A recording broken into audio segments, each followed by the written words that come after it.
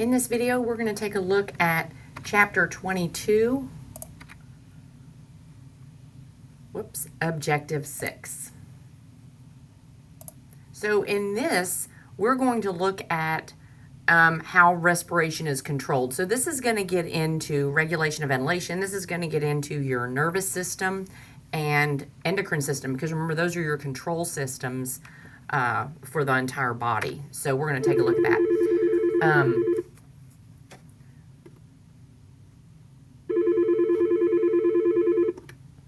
Sorry about that. Let's take a look at the brain again. So if you remember, this is the sagittal view of the brain. And guess where the respiratory control center is going to be? It's going to be the same place in the medulla oblongata where we talked about the respiratory control center. And we've previously talked about the cardioregulatory control center, and we've previously talked about the vasomotor center. All of those involuntary processes are going to be controlled in the medulla oblongata. So these right here is going to be where those central chemoreceptors are. Take a look, medulla oblongata again. So how and where does the information get sent to the respiratory center of the brain? So a few definitions. The chemoreceptors. So you've got two kinds of chemoreceptors.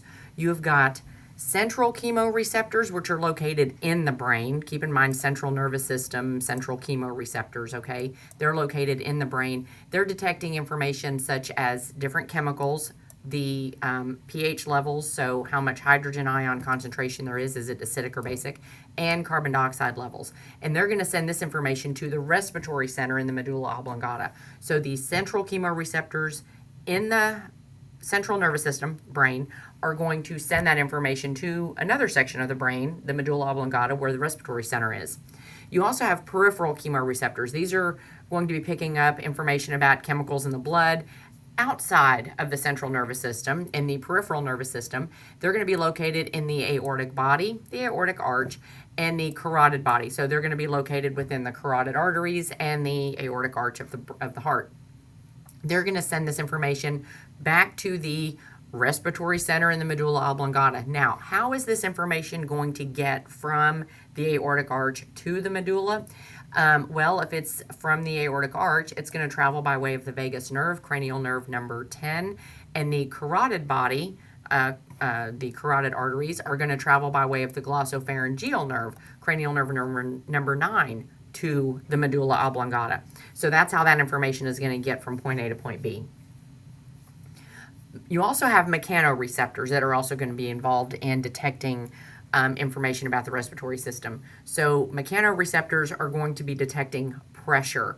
Baroreceptors, again, if you remember, special type of mechanoreceptors, they're detecting pressure in blood vessels. You're also going to get information about the nose. Is there pollen, things like that? That's going to travel by way of cranial nerve number 5, the trigeminal nerve, to the respiratory center. You're going to get information about lungs and the gastrointestinal tract, such as smoke or stomach distension. That's going to be sent by way of cranial nerve number 10, the vagus nerve, to the respiratory center. Because keep in mind, when you're looking at respiration, that includes things like coughing or so again, that's kind of what we're talking about here. If you get smoke or something in the lungs, what your natural reaction to that is to cough to try to get that out. So this is where these are coming from. The hypothalamus is going to be detecting information about fear, pain, and anxiety and sending information to the respiratory center. Think about what happens when you're in pain. What happens to your respirations? You're going to increase respirations. What happens when you're scared? You're going to increase those respirations. So what's picking up that information? Your hypothalamus. The cerebrum, keep in mind the cerebrum is your that mental image of the brain that you have. When someone says brain, it's that mental image. It's all of the wrinkles and folds. So if I go back, the cerebrum is all of this area here.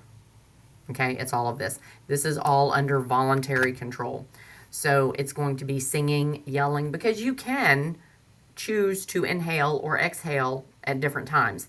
Now, you do have some voluntary control over that, but keep in mind, involuntary control will kick in if it doesn't like what's happening with the voluntary control. So you can't like hold your breath forever, because you will eventually pass out and the involuntary control system will take over. So what muscles are controlled by the respiratory center? Again, we've already kind of talked about this. You've got your diaphragm. These are innervated by spinal nerves C3 through C5. So you can see if someone has a spinal cord injury that's really high up, it could affect the diaphragm, which is going to affect being able to inhale and exhale. Intercostal muscles and your abdominal muscles, they're going to be in your thoracic area. And you've also got some accessory muscles in your neck, which are really high up, C1 through C3. So you can see any kind of damage to that spinal cord can definitely affect breathing. So you've got a handout in your packet there, this picture, which shows it's got a lot going on in the picture, but let's just kind of break this down a little bit. These are representing your central and your peripheral chemoreceptors. They're picking up information about pH and carbon dioxide levels and some oxygen levels. So you've got the plus sign, which means it's going to stimulate or increase the rate of breathing, and you've got the minus sign, which is going to decrease the rate of breathing. So when you're looking at this, you're seeing a lot of plus signs and very few minus signs. Let me get a different color pen here just so you can kind of see. Right here we have the respiratory center. That's going to be in the medulla oblongata. So this area right here is your respiratory control center. All information is coming to this area. So if you notice, all arrows are pointing here. The first one we're going to talk about is the central chemoreceptor. This one right here, it's located in the brain. Look at where it is. I mean, it is right next door. So it's going to send information to the medulla oblongata, and it's getting its information based on concentration levels of carbon dioxide and pH. Now, if you look at your peripheral chemoreceptors, they're going to be located in the aortic body. So you've got some peripheral chemoreceptors right here, located in the carotid arteries and in the aortic arch, that ascending aorta. And if you notice, they are all also traveling to the medulla for processing. So from the aortic arch, you're going to have those. I'm sorry, that was the carotid artery. In the carotid body, those are traveling by way of cranial nerve number 9, the glossopharyngeal nerve. So I'm just going to put a 9 right here because they're coming in by way of the glossopharyngeal nerve going towards the medulla. And then the vagus nerve is going to be carrying the information from the aortic arch. So I'm just going to put a 10 right here because they're coming in by cranial nerve number 10 to the medulla for processing in that respiratory control center. Now, other stuff going on here. You've also got mechanoreceptors that we can take a look at on this chart as well. Same chart. Now we're just skipping over to the mechanoreceptors. These are detecting pressure. Those baroreceptors are picking that up in various blood vessels. So you've got your nose, which is picking up information. And that's coming in by cranial nerve number 5. The trigeminal nerve, you've got your lungs and your GI tract. So right here, you've got that smoke or stomach distension traveling by vagus nerve number 10 to the respiratory center. So this is that irritant reflex right here, which is bringing information by way of cranial nerve number 10 to the medulla oblongata, specifically that respiratory center that's located in the medulla oblongata. So the hypothalamus.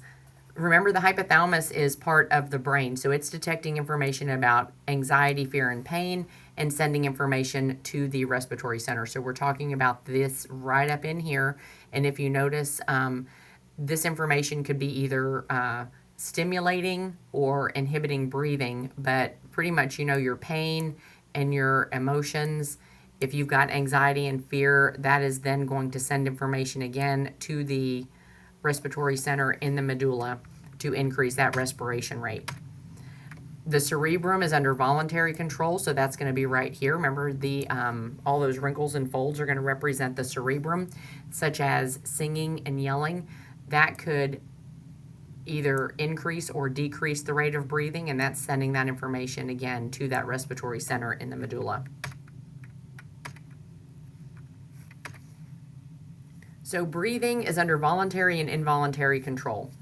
So you have got sensory input. I want you to go back to and think about what we did back in chapter 1 with negative feedback. We talked about how it had the sensory receptors, the control center, and the effectors. So that's kind of what we're looking at here are those three components. So for example, you've got your sensory receptors in the aortic arch and those carotid bodies. Take a look at that red line and that yellow line. Notice it's going into the respiratory control center in the medulla. So the control center is going to be the medulla, and then your effectors are going to be the diaphragm and those intercostal muscles. Again, you've got this image as well. So if we start here at number 1, breathing control centers are stimulated by the pH and carbon dioxide levels, some oxygen in that aortic arch, and that's going to send afferent impulses. Remember, afferent means it's going towards, afferent impulses towards that respiratory control center in the medulla. The medulla oblongata is going to decide what to do with that information, and then it will send out a response by way of those efferent, remember it's going away from, efferent signals to the muscles that control breathing, such as the intercostal muscles in the diaphragm, to let that know, are we going to contract or are we going to expand. So again, just another one showing you the same information. So to maintain normal levels of, the P in front stands for partial, so it's partial oxygen gas, partial levels of oxygen, partial levels of carbon dioxide in the arteries of the blood. So you've got your sensors, which again are those chemoreceptors. You've got pulmonary receptors in the lungs for expansion. You've got other receptors such as your hypothalamus, picking up information, sending it to the control center of the brain, specifically the medulla oblongata, and then the effectors are going to be sent out towards the muscles to control breathing. So again, that same basic negative feedback loop that we talked about as far as the three components of negative feedback to maintain homeostasis. So when we're looking at the sensory input, again, you've got inhibitory, which we've mentioned, that's a little minus sign here, but you also have excitatory. So when we talk about the inhibitory, this Herring-Bauer reflex right here, this is inhibitory. It prevents overexpansion of the lungs. So that way you cannot inhale forever. It will eventually put a stop to that. This information is going to travel by way of the vagus nerve, cranial nerve number 10, to the medulla oblongata. So if those lungs get overstretched, it will put a stop to that. So once lung volume gets to be about 1.5 liters or more, it will put a stop to the expansion of the lungs, preventing you from over-inhaling. So with the Herring-Bauer reflex, when the lungs are inflated, the stretch receptors are stimulated and that impulse is generated. These impulses are carried by that vagus nerve, cranial nerve number 10, which cause inhibition of the inspiration center. So it's going to keep you from inhaling more. It will stop inspiration and begin expiration, exhaling. So the stimulatory sensory input, increased levels of carbon dioxide in the blood, the partial pressure of carbon dioxide in the blood.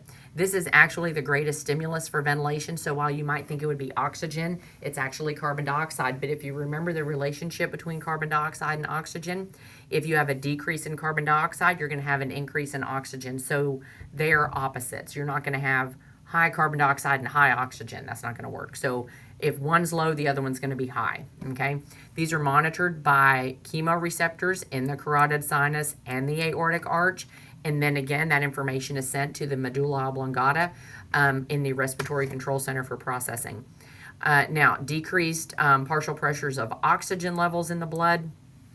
They're monitored by sensors, like we said, in the that ascending aorta. Again, this is not the primary one. It is monitored, but it's not the primary one. Now, you've got muscle spindle fibers, which detect the length of muscles and send that information to the central nervous system. So I wanted to kind of show you what this looks like here. So this is just a regular old muscle. Maybe it's your deltoid muscle, for example. Within that muscle, you have got these sensory receptors that are picking up if that muscle is being stretched. So it's these little things right here. So it's picking up, are you using the muscle or are you not using the muscle? What happens to your respirations when you start exercising? Well, you start increasing your respirations, right? That's going to stimulate respiration. What are you doing? What are your muscles doing when you're exercising? Well, your muscles are expanding and contracting. Those skeletal muscles are really working. So, how does your body know you've engaged in physical activity? How does your brain know that your muscles are expanding and contracting? It has to do with these muscle spindle fibers. They're picking up the length and the stretch of those muscles and sending it to your brain. You've also got proprioceptors as well, which are position sensors in your tendons and joints. So all of these things are letting the brain know when movement is occurring. Again, just to show you all again, those vagus nerves, remember that cranial nerve number 10 is coming. It's one of those cranial nerves, meaning it's coming from the underside of the brain, but this one is going down the neck and going into the thoracic and abdominal area. So that cranial nerve number 10 is really going everywhere. Now, the control center, all inputs get processed in the brainstem. Keep in mind the medulla oblongata is part of the brainstem. Brainstem is a large area, including multiple components such as the pons, the medulla oblongata, and the midbrain. So when we're talking about control center, we're really talking about for respiration, that medulla oblongata. And then involuntary control occurs in the medullary respiratory center of the medulla oblongata with major nerve input from the vagus nerve. Every time we've talked about information coming into the medulla for respirations, most of it has been through cranial nerve number 10, the vagus nerve. We have had some input by way of the glossopharyngeal nerve, but again, most of it is coming in by way of the vagus nerve. So the medulla has both inspiratory and expiratory control center, which means the medulla can engage in taking more breaths, engage in respiration, or it can back that off. Okay, it can inhibit respirations. So it's the inspiratory center is going to send out signals by way of the phrenic nerve to the diaphragm. So we know that information is coming in mostly by way of the vagus nerve, and that's going to be those sensory neurons entering into the medulla. The medulla is going to make a decision on, hey, do we need to stimulate breathing or inhibit breathing? Well, the phrenic nerve is going to be the efferent pathway getting the information from the medulla to the diaphragm. So the phrenic nerve is controlling the diaphragm. And the expiratory center, not normally active, only responsible for expiration and stimulates the abdominal walls. So again, you can see here the respiratory center within the medulla oblongata. You can see all the arrows pointing to this. Some are excitatory and inhibitory. You've got that Herringbauer reflex, that stretch receptor in the lungs. You've got these proprioceptors and stretch receptors in those muscles and joints also going in. So when that starts getting triggered, it says, oh, this person must be engaging in exercise. That's going to stimulate the respiratory center. Again, you've got peripheral receptors and central receptors, which are picking up concentrations of carbon dioxide levels. Other receptors in the brain, this right here is the hypothalamus, right? Because there's the pituitary gland right there. That hypothalamus is picking up information such as pain and sending it as well to the medulla oblongata. So again, just another picture showing you the exact same thing we've been talking about. As far as motor output goes, again, that phrenic nerve is going to be carrying information, efferent signals from the medulla oblongata to the diaphragm. So this right here is that diaphragm, and it's going to let that diaphragm know when to contract and when to relax. Again, another image here just showing you, you've got your afferent, your incoming information is going to come in by way of peripheral chemoreceptors. Again, carbon dioxide being the key here. Central chemoreceptors, lung stretch receptors, that's going to be coming in by cranial nerve number 10. Muscle and joint receptors. Notice those peripheral chemoreceptors are coming in. That's going to be the aortic body and the carotid artery coming in by way of cranial nerve number 10 and cranial nerve number 9, the glossopharyngeal nerve. So your inspiratory control center is your control center. going to decide what to do with that. And then the outgoing information is going out by way of the phrenic nerve. So you got a lot of information coming in by way of different pathways. That afferent system, all the information is coming into that medulla oblongata through different means, but it's all outgoing by way of that phrenic nerve. Other important contributions to respiration, there is some degree of voluntary control over ventilation. So again, you can decide when you take a breath and when you don't. So in times of stress, it is possible to suppress respiration to the point of syncope from hypoxia. However, without the control of the cortex, the medullary centers are going to resume control of breathing during unconsciousness. So you can hold your breath to the point of passing out. That's what that first sentence means. But once you pass out, you no longer have voluntary control. You're passed out.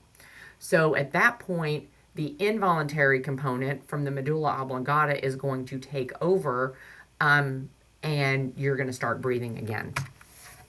So additionally, the cerebral cortex controls hyperventilation, an activity that can raise the blood content of oxygen and lower the content of carbon dioxide, allowing extended periods of conscious apnea without a sensation of needing to breathe. This is why when people have, when they hyperventilate, if you think about what visual you get with hyperventilation, it's usually people breathing in a paper bag. Why would people breathe in a paper bag?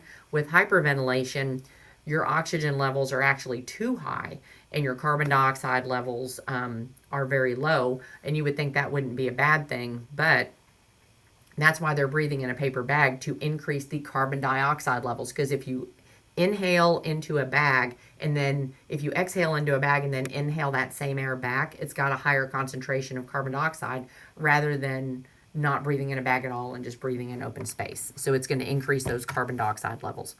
In addition, strong emotions, fever, and pain are going to increase that respiratory rate, and the body's response to metabolic acidosis is going to increase the respiratory rate. Metabolic acidosis is going to be a low pH, which means acidic. This is also going to be high carbon dioxide.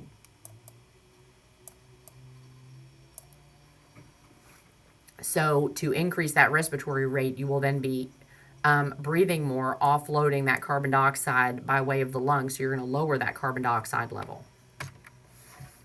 So this is the regulation, just another chart here. You've got a handout here, so it tells you where to start, which is nice. I always like the ones that tell you where to start. And you can take a look and see what happens, what your stimulus is. So this is the problem that occurs. So blood pH is increased. So what's going to happen? The respiratory center decreases ventilation. So if the blood pH is increased, that means the blood is basic. Okay, so if it's basic, that's going to be a decrease in carbon dioxide levels and an increase in oxygen levels. Just to kind of give you the scenario of what's happening in the blood if you have got a blood pH that's high.